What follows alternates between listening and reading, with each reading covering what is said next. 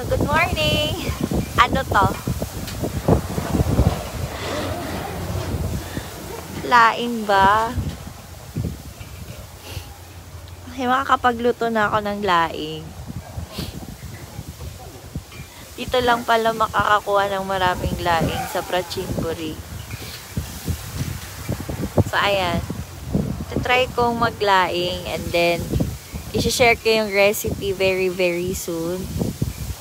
Pero meron pa dito. Meron pa dun. Laing. Hindi pala sila mahilig sa laing. So, nakakita ako ng corner kung saan nakatanim lang yung laing dito sa bukid. So, ayan. Andun pa yung iba. Tapos yung iba nandun.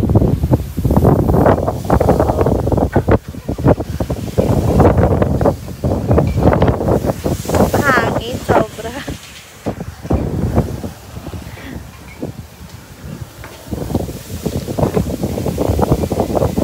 Sobrang hangin. Yun pa yung laing na isa pa. Ayan. So, itatry ko maglaing mamaya. Ito pa. Laing. Sabi niya, kunin daw natin. Pwedeng lutuin. Oh, hindi naman niya kinakain. So, yun. Tapos may gabi pa din dito na nakakalat lang. Sobrang mahangin kaya nasira na yung nasira yung mga artsy thingy dito. Tapos daming kailangang linisin. So, ito yung favorite spot ko. Kaya nga Moonstar. Kasi may moon. Naka-crescent. So, yan. Kanina, ano bang ginawa ko dito? Kanina, syempre, nagwalis. Tapos, nagtanggal ng kalat. Tapos, mamaya magdidilig ng mga tanim. Tapos, try ko magluto ng laing. So, yun yung gagawin natin.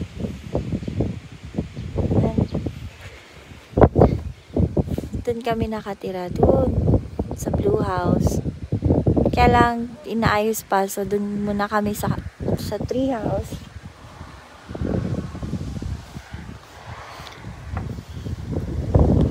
Before, may mga tanim na green dito. Pero, nag-ani na kasi kaya wala nang green. Tataniman na lang to ng flowers. So, I'm waiting na mataniman ng flowers para mas maganda sa photos. Nakita niyo yung mga tambak na yon. Ako po, yun pa yung mga project natin na kailangan gawin para magkaroon ng design. Yan. Lalagyan ng ng semento. Tapos, dito sa unahan, merong nagre-renta ng tali ka. Kinalaybang ka. Yan. Pero yung tinitinda nila is pork. Kaya, pero bukas daw meron na silang chicken. So, balik tayo dun sa place. I'm just sharing you yung lugar kung anong ginagawa natin ngayon. Hangin. So, yung ibang tanim nandun sa likod. Wala. Ito lang yung gagawin ko. Kailangan ko pa magwalis. Kailangan pa magluto. Kanina nagsaing na ako. Dito, pwedeng mangisda. Actually, may nangingisda dito sa area na to. Kaya lang, medyo dark na siya. Hindi pa kasi umuulan. So, ayoko din. Hindi ako masyado adventurer. So, ito yung pavement naman na to. Pwedeng pwedeng i-park yung sasakyan or kung may guest na ayaw maglakad, okay, fine. May motor, daanan ng mga truck, panghakot para dun sa kabilang area. So, dito, medyo dry ngayon kasi nga wala nang tag-ulan. So, instead na rice, ang itatanim nung Thai friend namin ay corn. So, kinonvert niya yung rice field niya into cornfield. And also, dun sa kabilang side, nandun yung patola. So, madami pa kaming gagawin kasi last time, green to. So, maganda yung photos. Pero, ngayon, more on dry na siya. So, if ever we will go on a camping, more on local experience yung ma-offer ng place. Like, yan. Makikita nyo kung paano mag-harvest, yung mga kapitbahay, or kung magtatanim sila, ano yung mga techniques na ginagamit nila. So, kung fan ka ng agriculture, ganda experience yun. Tapos, ito, i-workout pa yan kasi nga, kailangan pa nating taniman. So, on this side, ito yung side na,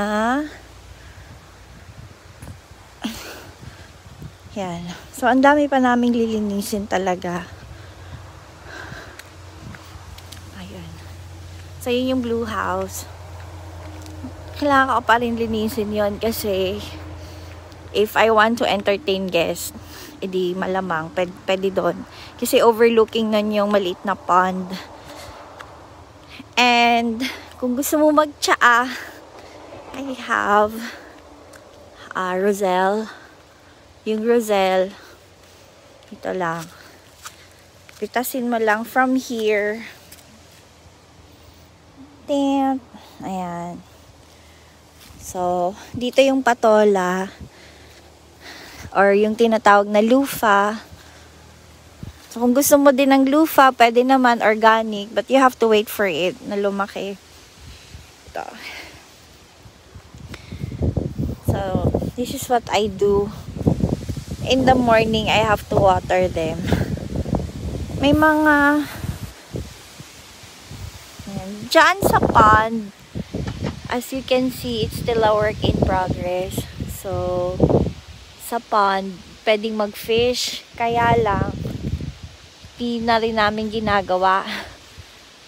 Kasi bumaba yung tubig niya.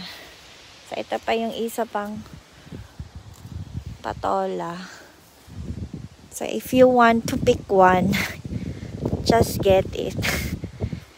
And then, yan. Patola. Tapos, yung space dito ko kinukuha yung mga tsaa. Yung mga pang tsaa. Kasi may mga dandelion. Yan. Ito, anong ginagawa ko sa ganyan? We're trying to work things out kasi pwede mo tong gamitin na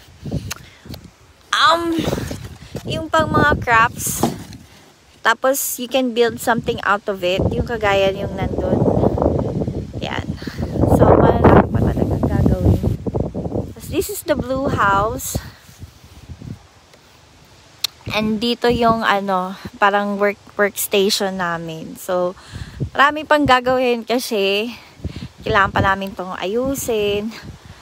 And then dito, pwede mangisda. Saan? Tapos may banana doon. Yung tree house nandoon. And then may lake ulit doon sa kabila. So, ayan, may mga inaayos-ayos pa. So, marami pa talaga. Ito yung pang-pump para dyan. Tapos, Sobrang bukid lang. I mean, it's nothing fancy. But if you like to experience something local and you'd like to do your own garden activities, then you are free to come here. Let me know. Tapos, trying to plant as many as I can. Yung mga madali lang i-manage. Meron din tayong dragon fruit. Here we have dragon fruit. Dito. Ayan. May dragon fruit. And then, lime. And then, ito yung bodega sa likod.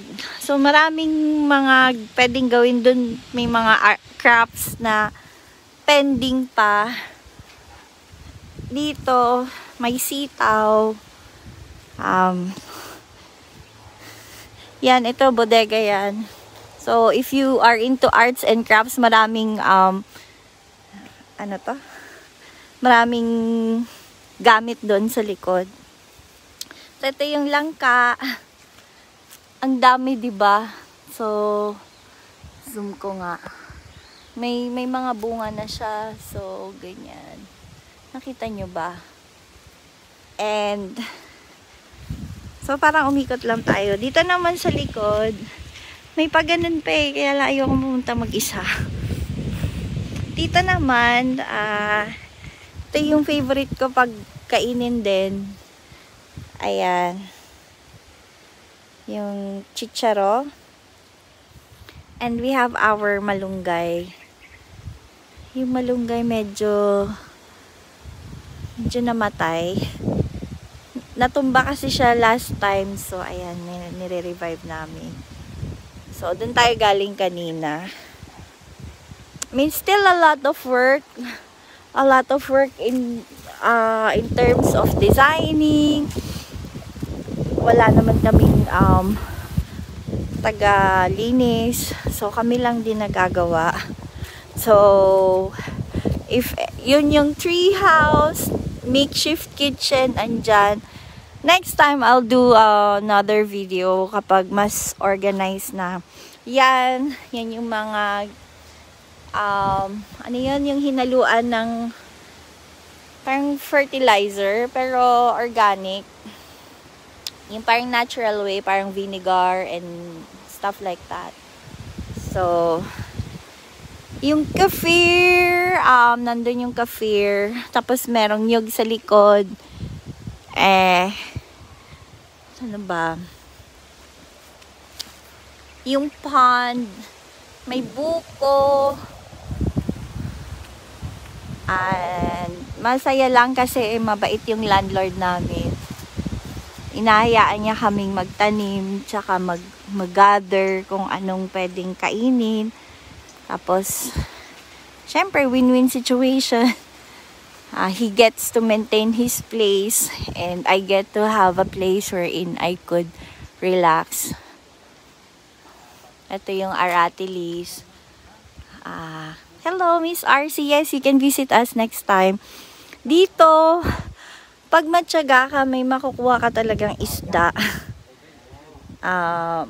Tapos meron tayong mga gamit. So, if you want to practice your So, if you want to practice your plantita, talagang magagawa mo yan kasi we have tools. Meron tayong mga ganito, like may pulley, may mga ganyan, para dun sa hindi ko alam kung anong tawag dito. Para ano mo yung lupa. Ito pa sa likod meron. Kanina pa ako nagwawalis, pero ang dami pa. So, nandito yung haloy nandun sa ATM. Tapos, for the meantime, yung makeshift ng sunflower, bricks, nandun sa ATM. Tapos, yung makeshift kitchen namin, for the meantime, ito muna. Ayan. Tapos, dito kami nag-work kapag may online na gagawin for my content. Kaya kami naghahanap ng bricks kasi we're planning to make bricks oven. So nagtatry kaming gumawa ng pizza, kaya lang hindi successful.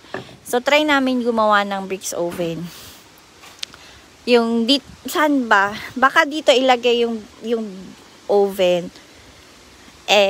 Dito pa, ito yung kanina sa likod na hindi natin nakita. Kuya Bambi, alam mo na. Tapos dito sa likod, ito yung workstation na sinasabi ko. Ito yung bamboo area. Ayan. Kung gusto mo umaura-aura dyan, pwede. So this is the sa likod na parang marami kang pwedeng gawin kasi ang dami pang crafts na pwedeng gawin. So we have our area here wherein you could work. Tapos kung gusto mo pa natin na gumawa ng kubo, ayan pa yung mga extra things. Ayan yung mga pending projects, yung mga ayan, ang dami pa. So I mean, it's still a lot of work in progress bago talaga siya ma-launch as a campsite. So, or kung ano mang pwedeng gawin dito nung may-ari, bahala na siya. But for us, we get to keep this place as a place for rejuvenation, makapag-exercise man lang. Tapos, ito may isda talaga dito nakakahuli sila.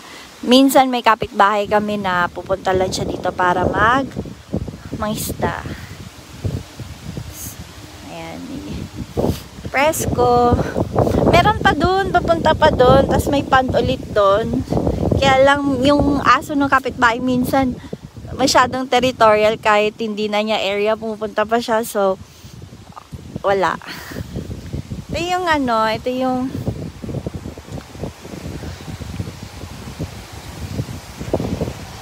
yan. So, masarap lang talaga yung hangin. At, tsaka nakaka-relax. At maraming gagawin. So, kung hindi ikaw yung tipo ng tao na mahilig sa bukid, I don't think you'll enjoy it here because there's really nothing for you to do if you're not fond of planting or if you're not fond of simple life. Kung hindi ka marunong magsaing mano-mano na walang electric stove, medyo So yun yung tree house. And that's where we normally do our work. Ayan. Si Manong, si Kun po. So nakakatuwa kasi support lang siya sa anumang gusto namin. Ang ganda ng lotus doon, kaya lang ang layo. Teka lang, pwede ko. Maganda kulay pink. So, ma-dry lang ngayon. Pero if you will see, kapag green, lalo na pag may tanim doon, ang ganda. Next month, siguro tutubo na yung mga tinanim naming bulaklak. Yung kulay yellow. So, mas maganda siya sa photos. Ayun lang. Sa Prachinbury po, Miss RC,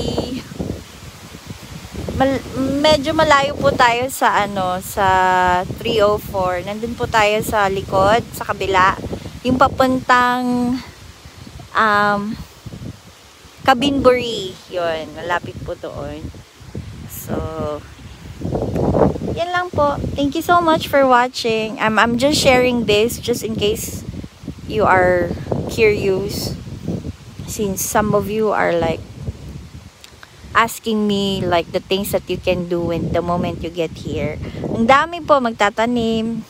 I still have my seedlings, so yun, ang dami ko pang itatanim, ang dami ko pang lilinisin. Gagawa pa ng brick oven, and then I will show the process with you kapag tapos na po. And also, I will share this with you the moment that it's all done. Kasi ang dami pang gagawin. Dito naka-harvest na sila but if you are going to visit, siguro next time pag nagtanim sila, makikita natin. Kaya lang kasi magsa-summer na, kaya wala na tayong makikita. Usually pala, ang ginagawa ng mga farmers, nagtatanim sila and then yung mga big companies yung nag-harvest. So, sabay-sabay hina-harvest lahat.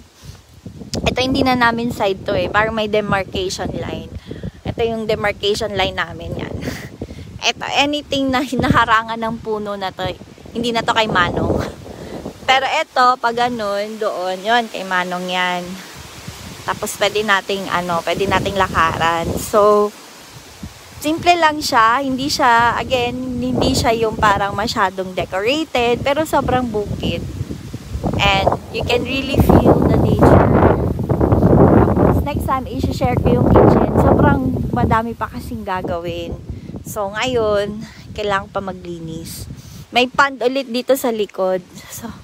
So parang, wala naman kaming ibang pwedeng asahan to help us. So, ito pa yung mga pending projects. So, hopefully, we can share it with you the moment na okay na. Ito yung parang napagod na kaming linisin. So, sinunog na lang namin. Anyway, it's good. Nagtanim ako ng ganyan. Tsaka ng kalamansi. Ay, may nanonood sa atin. Tapos, may papaya.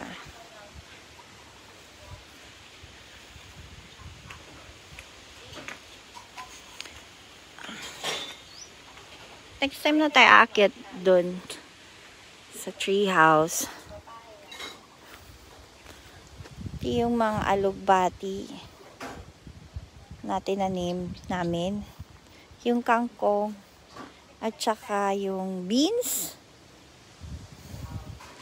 Ito, sana pond din. Mahirap din siyang i-convert as a swimming pool.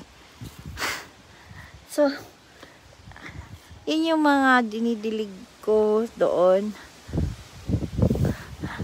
Tapos, ito pa ulit yung mga babies na kailangan alagaan. Tanim dito. Basil. If you're fond of cooking, yun, ang ganda nung yung pink, yung lotus doon. Yung sobrang natural lang. Yun lang ang masishare ko sa inyo. At syempre ang aratilis. So, if you're wondering ano bang pwede mong gawin dito, madami. Ayan, yun nga yung ginagawa ko. Tapos si Manong, ayun, gagawin siya doon.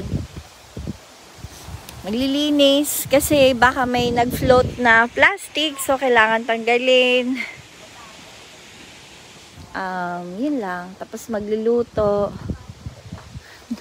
Bago ka makaluto, kailangan mo pang para dun sa brick oven. So, kailangan na namin pumunta sa bayan kasi bibili na kami ng bricks para sa oven. So, next time, I'll be sharing you the finished product kapag tapos na. Well, thank you so much for watching and please follow my YouTube account. It's a Tayona, THAIYO space NA or Lizette Zambrano. So, I'll be uploading more videos very, very soon. Salamat po!